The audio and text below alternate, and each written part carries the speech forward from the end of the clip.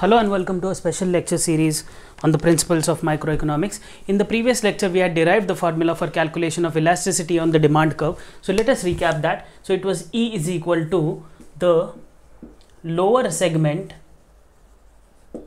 divided by the upper segment of the demand curve. Yeah. So I hope you can recollect it. It was something of this sort. This was our demand curve and this was the point at which we are interested. Yeah. So it is this ratio, lower segment to the upper segment. Now let us do it graphically with the help of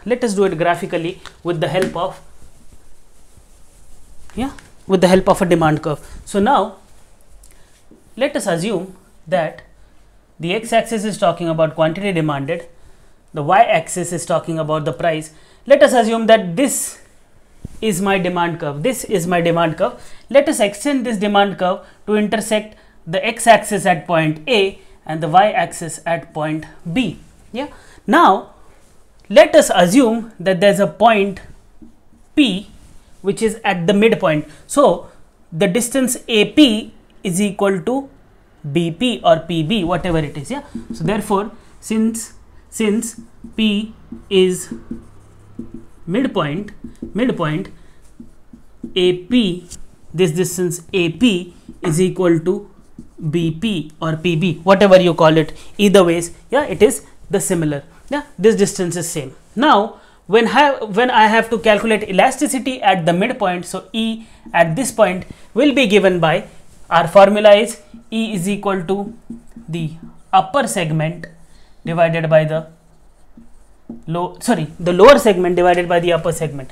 The lower segment divided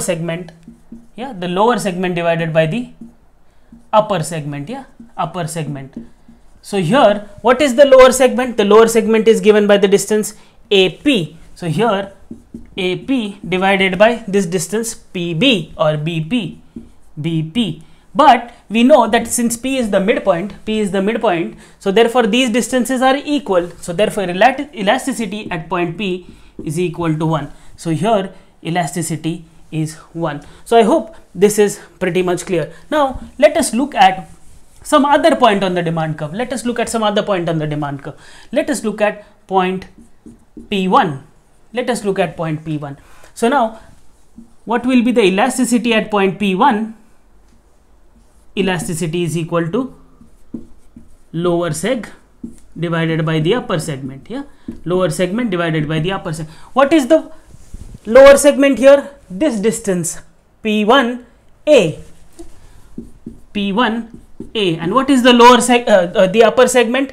P1B.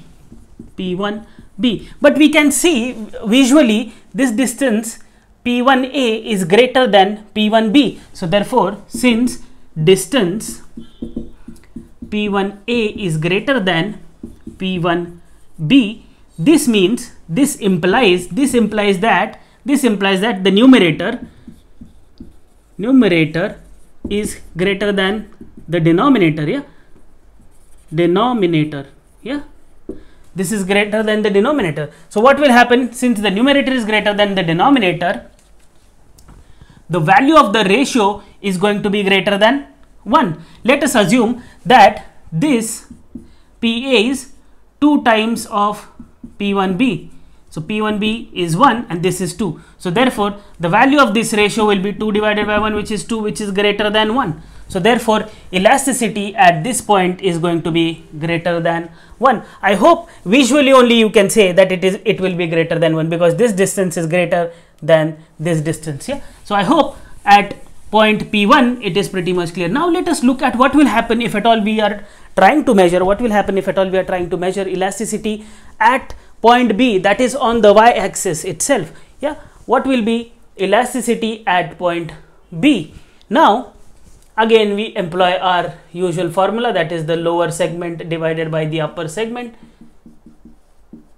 I have given you the derivation in the previous lecture of how to derive this formula of lower segment and upper segment, the ratio of that to calculate elasticity. I will also list it in the description below. Please go and check it. Yeah, it is just a basic algebraic method of how to calculate elasticity mathematically.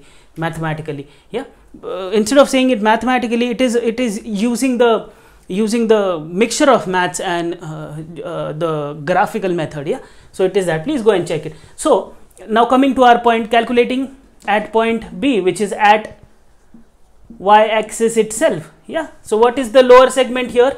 The lower segment, what can be the lower segment? The lower segment is given by the distance AB or BA.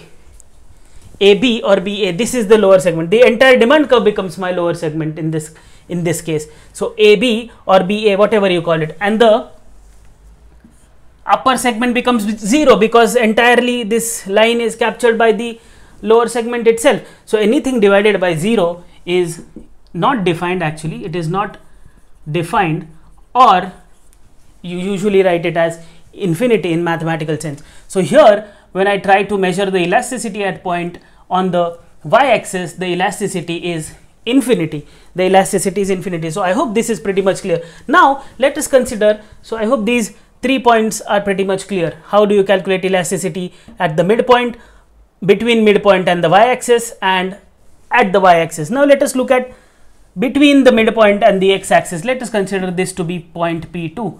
Yeah, point P2. Now how to calculate elasticity at point P2? Employing the usual formula of elasticity is equal to lower segment by upper segment. Here the lower segment is AP2, and the upper segment is P2P2, P2P, yeah, P2P, sorry, P2P. So now we can see that this distance is less. In fact, I'll just shift this point a little bit closer. So this distance AP2 is less than this. Yeah, so we can see that distance P2P is greater than AP2. Yeah, so that means my denominator is greater than my numerator. That means I will get a number, the ratio will be equal to less than 1. Yeah, so elasticity at this will be less than 1. Elasticity will be less than 1. Yeah, elasticity will be less than 1. Okay, yeah, elasticity will be here at this point, elasticity is less than 1. Now let us look at what will happen on the x-axis. Let us say what will be the elasticity at point A. What will be the elasticity at point A? Again, employing at point A, we want to calculate our elasticity, and elasticity is given by lower segment divided by the upper segment, yeah, of the demand curve we are talking about. So here E is equal to, what is the lower segment here? There is no lower segment at all because we are on the axis, so this becomes 0.